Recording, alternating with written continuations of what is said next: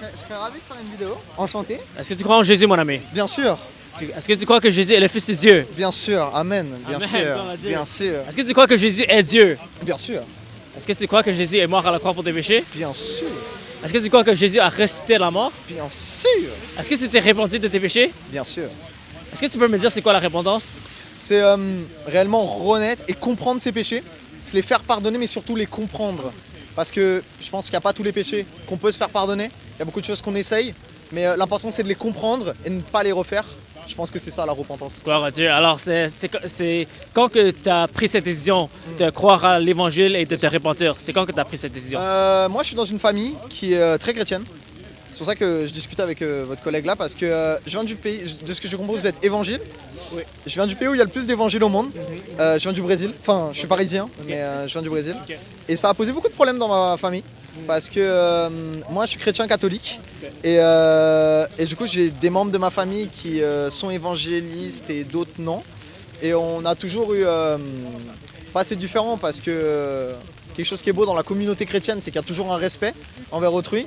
Mais c'est pour ça que j'aimerais bien avoir votre avis, comment ça se passe, etc. sur beaucoup de choses. Et moi je suis né chrétien, je suis né catholique. Donc vraiment, à 3 ans, je me suis fait baptiser. Et j'ai toujours pensé comme ça. Donc, Alors, tu as une question pour moi? ouais, j'aimerais beaucoup savoir, c'était quoi votre point de vue sur Marie, donc la mère de Jésus? Parce que je crois que c'est une des plus grosses différences qu'on a entre chrétiens et évangélistes. Ouais. Donc voilà, j'aimerais bien... Alors, je crois que Marie est la mère de Jésus quand elle était sur la terre. Bien sûr. Mais je ne crois pas qu'on devrait vénérer Marie plus qu'un être humain. Je crois qu'elle est un être humain comme tous les autres. Donc Marie, on ne devrait pas la prier? Non. Donc il n'y a jamais eu de Je salue Marie dans l'évangélisme Non. Et tu es né chrétien? Ma mère est chrétienne, alors je suis allé à l'église quand j'étais jeune. Bien sûr. Mon père est décédé quand j'étais très jeune, il n'était pas chrétien. D'accord. Et j'ai eu une phase rébellieuse dans ma jeunesse, D'accord. mais je suis revenu à Jésus vers l'âge de 19 ans, j'ai donné ma vie à Jésus. Et t'as 19 ans? Non, ok, à l'âge de 19 ans. Ok, d'accord, Là, j'ai j'ai 30, Ouais, je me suis 34. dit, là. D'accord. Parce que moi j'ai 18 ans Ok. et j'essaye de donner un maximum ma vie à Jésus, mais j'essaye surtout aussi de me renseigner. C'est bon Jésus. Ouais, Mais en tout cas, Jésus. parfait chef. Merci. Jésus, nique tous les autres. Mais en tout cas, ouais, moi j'essaye de comprendre quand même, parce qu'il y a différents points de vue. Et l'important c'est de aussi discuter avec des gens comme toi. Je prends toujours le temps de parler à des gens qui ont d'autres points de vue pour essayer de comprendre. C'est pas juste critiquer et c'est débattre aussi. Mais toi, c'est quoi ton point de vue sur ce sujet? Moi en fait, pour vous dire la vérité, au Brésil ça a fait beaucoup de dégâts l'évangélisme. Dans le sens où c'est vrai que malheureusement, il y a eu cette chose où il y a eu de l'extrémisme dans l'évangélisme qui a poussé à ce que, je sais qu'il y a je sais pas si ça se fait ici, mais en tout cas au Brésil et en France ça se fait, il y a des gens qui donnent un pourcentage de leur salaire, qui est 10% je crois, Ouais. de leur salaire. Et en fait l'église évangélique du Brésil utilise cet argent de manière très bizarre. Mais Et, ma question, c'est par rapport à Marie. C'est quoi ton point de vue sur Pardon, Marie? excuse-moi, Ouais. j'avais pas compris. Moi, mon mari, Marie pour moi, c'est ma mère. C'est tous notre mère. J'ai toujours prié Marie. Ma mère prie Marie.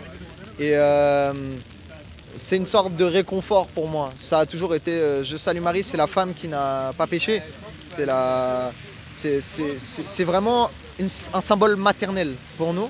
Et c'est pour ça que ça me touche parce que c'est une femme qui est tellement gracieuse, c'est quelqu'un de tellement important, je trouve.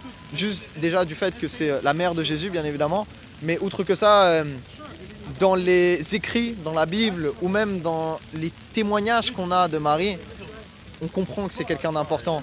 Et c'est vrai que, outre le fait que c'est peut-être pas la mère de Dieu, comme vous le disiez, moi je considère que ça reste quelqu'un à prier, qui peut nous apporter du réconfort. Et oui, pour moi, c'est quasiment la mère de Dieu. C'est une figure importante. Est-ce que tu lis la Bible souvent? Je lis la Bible souvent. Ouais. J'essaye de lire un maximum. Je suis jeune, donc je commence petit à petit. J'ai lu pas grand-chose. J'ai lu la Genèse, j'ai lu une partie de l'Évangile et j'ai lu l'Apocalypse. Alors, comment tu es venu à la conclusion que c'est acceptable de prier quelqu'un en dehors de Dieu? moi, en tout cas dans ma famille, on a toujours prié tout ce qui est les saints. Donc moi je m'appelle Lucas par exemple, enfin Lucas. Donc je prie le Saint Lucas, j'ai toujours prié Saint... ma mère elle a toujours prié pour moi à travers des saints, à travers des figures, bien évidemment Jésus, mais aussi d'autres figures importantes comme les apôtres ou même des anges, qui sont d'autres figures sur lesquelles on peut prier, mais surtout Marie, parce que bien évidemment ma mère est une femme, hein, bien sûr, et je trouve que c'est important aussi pour les femmes d'avoir quelqu'un d'aussi important qui est représenté dans la Bible, parce que malheureusement on vit dans une société où c'est compliqué d'être une femme, et je trouve ça quand même important d'avoir une figure comme Marie. Mais est-ce que tu es au courant que dans la Bible, on voit zéro exemple de chrétien qui prie quelqu'un en dehors de Dieu, en dehors du Père, du Fils et le Saint-Esprit? C'est sûr, mais moi j'ai toujours compris que la Bible c'est beaucoup d'interprétations, mais c'est surtout un cheminement de pensée. Et je pense qu'aujourd'hui, si on prie Marie, c'est parce qu'elle a eu son importance. Les gens comprennent. Mais comment tu peux le justifier bibliquement? Il n'y a pas forcément... C'est comme être chrétien. La foi, c'est pas quelque chose que j'arrive à me justifier. C'est juste, je le sens. Marie, je la sens. Comme je sens Jésus, comme je sens le Saint-Esprit, comme je sens Dieu. Je comprends, mais les sentiments, c'est très subjectif. Parce que n'importe qui peut dire « je sens que je dois prier Satan » ou « je dois prier n'importe qui ». Ça ne veut pas dire que c'est la bonne chose à faire juste parce que tu sens quelque chose. C'est pour ça que c'est important d'avoir une fondation pour la vérité. Et la fondation, pour nous, même en tant que catholique, je crois que tu es d'accord que notre fondation est la parole de Dieu parce qu'on sait que la parole de Dieu est divin. Alors tout ce qui est instruit dans la parole de Dieu, on devrait l'obéir. Et si...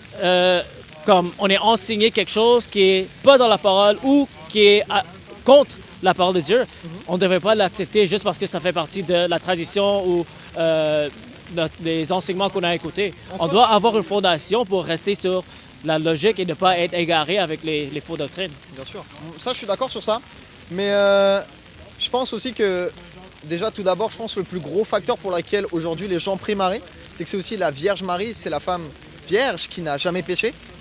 Et pour qu'elle ait eu cette responsabilité aussi grande de donner vie au Messie, évidemment parce que les Juifs annonçaient la venue du Messie, et qui Dieu ait choisi Marie.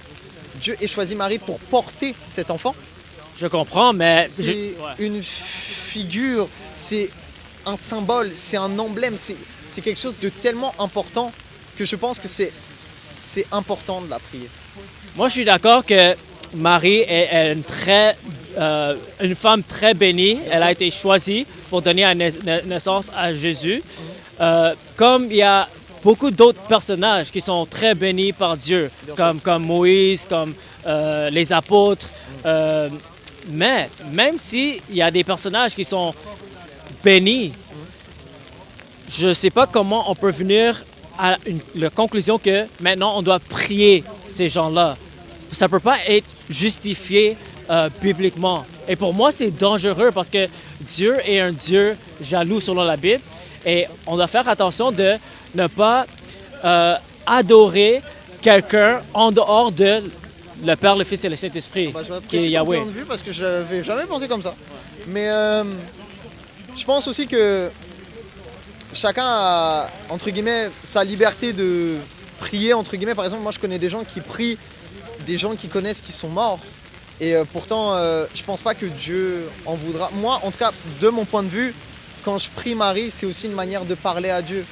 C'est, je trouve, moi aujourd'hui, j'ai pris cette habitude de parler à Dieu comme si c'était un ami, comme si c'était un confident. Mais pourquoi pas prier à Dieu directement? Parce que c'est important aussi, je pense, pas forcément d'avoir plusieurs points de vue, mais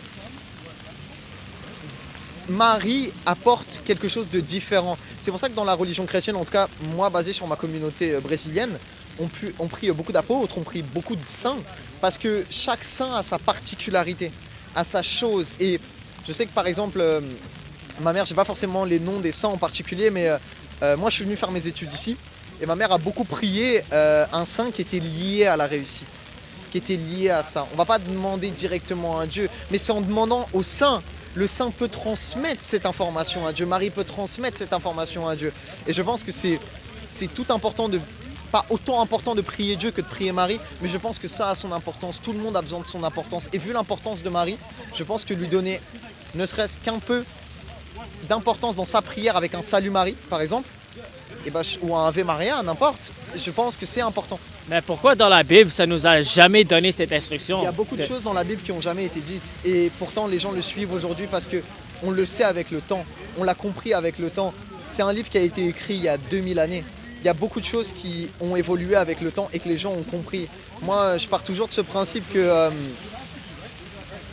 je parle notamment... Je ne sais pas si cette vidéo finira sur les plateformes, etc. Mais je sais qu'il y a beaucoup de jeunes qui ont du mal à se convertir. En tout cas, moi, j'ai été entouré de beaucoup de gens qui n'étaient pas chrétiens. Et j'ai eu la chance de convertir beaucoup. Et souvent, on me demande, oui, mais c'est compliqué de croire que Jésus a marché sur l'eau. C'est compliqué de croire que Jésus... Mais tout ça, c'est biblique, c'est ça la différence. Bien sûr, mais même des choses qui ne sont pas bibliques. Aujourd'hui, par exemple, la pornographie est interdite. Est-ce que c'est écrit dans la Bible? Bien sûr. C'est pas écrit que la Bien pornographie... sûr. Jésus a dit, si tu convoites une femme qui n'est pas ta femme, tu commets l'adultère dans ton cœur. Peut-être, mais juste voir, la l'impudicité, c'est un péché. Elle est interdite, la pornographie, alors que en soi, ce n'est pas écrit directement. Il y a beaucoup de choses aujourd'hui dans notre société qu'on a construit par rapport à ce qui était dans la Bible et qu'on a interprété pour derrière y comprendre des messages. Et je pense que derrière Marie se cache ce genre de message. Ouais.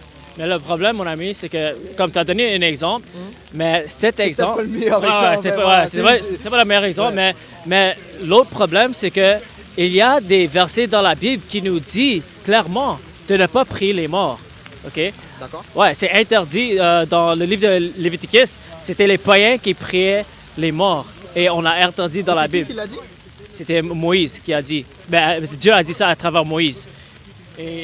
Et aussi, l'autre chose, c'est que le premier commandement, c'est que tu ne devrais pas avoir des idoles et tu ne devrais pas avoir des images qui représentent Dieu pour se prosterner devant ces images. Alors pour moi, ces genres de pratiques, pour moi, c'est très dangereux et je ne prendrai pas le risque. Pourquoi? Parce que la Bible nous dit que les idolâtres ne vont pas hériter le royaume de Dieu. Alors, Paul, il parlait aux chrétiens. Il les avertissait, les personnes qui croyaient en Jésus. Mais il les a avertis, il a dit, les idolâtres ne vont pas hériter le royaume de Dieu. Alors pour moi, ça met le crainte de Dieu en moi. Alors je ne veux pas même prendre le risque d'avoir un autre médiateur. Parce que la Bible nous dit qu'il y a un seul médiateur entre Dieu et les hommes. Et c'est Jésus-Christ, le Fils de Dieu. Alors, j'apprécie vraiment cette conversation. C'est très amical et j'apprécie. Et j'apprécie, j'ai beaucoup de catholiques qui me suivent et qui m'encouragent. Honnêtement, tu te connais bien plus que moi. C'est juste que moi, j'ai une vision qui a été très différente parce que j'ai une mère qui a une vision de la religion chrétienne qui a été très influencée par beaucoup de choses. Mais c'est vrai qu'au Brésil, en tout cas, je ne sais pas comment ça se passe ici ou même en Europe, Marie est importante. On prie Marie, on a toujours donné une importance qui est très importante à Marie. Et juste par le fait que c'est une femme, c'est important. Je pense qu'aujourd'hui, malheureusement, il y a certaines religions qui ne donnent pas assez d'importance à la femme. Et je pense que c'est important d'avoir une figure aussi importante dans une religion si belle, qui prône la paix, qui prône l'égalité, qui prône tant de belles choses. Je pense que c'est important de prier Marie, de prier une femme, de prier ça va plus loin que ça, je trouve. C'est une belle chose. En tout cas, moi, je l'ai toujours perçu comme ça. Et comme je l'ai dit, c'est une vision de voir les choses qui est différente. C'est une manière de penser. Je peux bien l'entendre qu'effectivement, peut-être que dans la Bible, c'est écrit qu'il ne faut pas idolâtrer, faut pas. Mais on est sur un cas qui est différent. On est sur la mère de Jésus. Jésus qui nous a tant apporté, qui nous a sauvés, qui nous a repenti de nos péchés, qui nous a permis aujourd'hui d'avoir une discussion, toi et moi, et de tant de belles choses. Et c'est d'un côté grâce à Marie. C'est d'un côté grâce à Marie et l'unique personne, l'unique être humain, l'unique chose sur cette terre qui n'a jamais commis de péché, c'est Marie. Est-ce que tu crois que Marie est omniprésente? Je pense pas. Parce que, à moins qu'elle est omniprésente, comment elle va écouter les prières des milliards de catholiques qui sont en train de prier à elle en même temps? Ça fait partie des milliards de questions qu'on n'aura une réponse que quand on sera passé à l'au-delà. Ouais. Et c'est une question qui est très intéressante, mais ça fait partie des milliards de questions dans la religion chrétienne qui n'ont pas forcément de réponse. La Bible nous donne les réponses, mon ami. C'est pour ça que c'est important de lire la Bible et d'adhérer à la Bible. Parce que la Bible est claire que c'est seulement Dieu qui est omniprésent et qui est omniscient. Mais j'ai envie de te dire, alors pourquoi est-ce que tant de gens croient en Marie? Alors pourquoi est-ce que depuis des milliers d'années on prie Marie? Pourquoi est-ce qu'il y a autant de choses qui ont été créées autour de Marie? Les marianistes, moi j'ai fait mon école avec des sœurs marianistes. J'ai grandi avec des sœurs marianistes. Et partout dans le monde on prie Marie. Même des gens qui ne sont pas chrétiens, ils prient Marie. Parce que Marie est un emblème et ça fait des milliers d'années que Marie est là et qu'on donne cette importance. Et ça fait que depuis quelques années qu'on entend parler de cette chose de « il ne faut pas prier Marie ». Tu sais, il y a un passage dans la Bible, Bien sûr. les pharisiens, Jésus les a reprochés. Pourquoi? Parce que ils ont élevé la tradition des hommes au-delà de la parole de Dieu. Alors, il disait qu'on n'a pas le droit, on n'a pas besoin d'obéir nos parents parce que l'argent qu'on va leur donner, honorer nos parents parce que l'argent qu'on va leur donner, on peut le donner aux pauvres à la place. Alors, en utilisant les traditions, il met la parole de Dieu nulle et sans effet et désobéit la parole de Dieu. Alors, je trouve que c'est un peu similaire dans le sens que quand on met les traditions au-delà de la parole de Dieu qui est divin, là, on fait la même chose que les pharisiens. On élève les traditions des hommes au-delà de la parole de Dieu et en faisant ça, on désobéit la parole de Dieu qui est claire et divin, tu vois. Alors, pour moi, c'est très dangereux. C'est pour ça que, par amour, moi, je t'encouragerais vraiment de reconsidérer ces pratiques parce que, pour moi, je trouve que c'est très dangereux. Et je ne pense pas que ça plaît à Dieu. Moi, je pense qu'il y a des limites partout et je comprends ce point de vue de penser que c'est dangereux parce que c'est vrai que ça peut mener des gens à prier n'importe qui et n'importe quoi. Mais je pense que chaque humain est assez intelligent pour comprendre que faut pas prier Saint McLaren, faut pas prier n'importe qui, faut pas prier son youtubeur préféré ou n'importe qui. Là, on parle pas de n'importe qui et c'est ça que j'essaye de débattre avec toi pour essayer de comprendre. Aussi ce point de vue et c'est comme sur la question par exemple du salaire, moi j'ai jamais compris pourquoi est-ce qu'on donnait une partie de son salaire. Est-ce que ça a été écrit dans la Bible? C'est une question que je pose, je sais pas. Mais dans l'Ancien Testament, il fallait donner 10% de tous nos biens. Mais dans le Nouveau Testament, ça nous dit que, en fait, Jésus a dit il faut donner tout, en fait. C'est ça qu'il a dit à ses apôtres. Et on voit dans les Actes des apôtres, ils ont vendu toute l'opposition et ils ont donné tout aux apôtres et aux personnes qui étaient en besoin. Alors en fait, le Nouveau Testament est encore plus strict que les 10%, tu vois. Alors, donner 10% pour moi, c'est pas mauvais parce que Jésus nous a... Alors Jésus nous a ordonné de donner tout pour Dieu et pour les personnes qui sont en besoin. Et vous savez où cet argent va ou Mais ça dépend. Il y a des personnes qui sont corrompues, il y a d'autres personnes qui sont honnêtes. Alors ça dépend de chaque personne. Mais c'est biblique de donner à l'Église et de donner aux pauvres. C'est dans la Bible. Alors, c'est ça. C'était intéressant, je savais pas du tout. Merci en tout cas pour cette Merci discussion. à toi. Merci à toi. Que Dieu vous bénisse Merci. et merci beaucoup pour cette discussion. Merci. Toi Au revoir aussi. tout le monde. OK, c'est tout béni.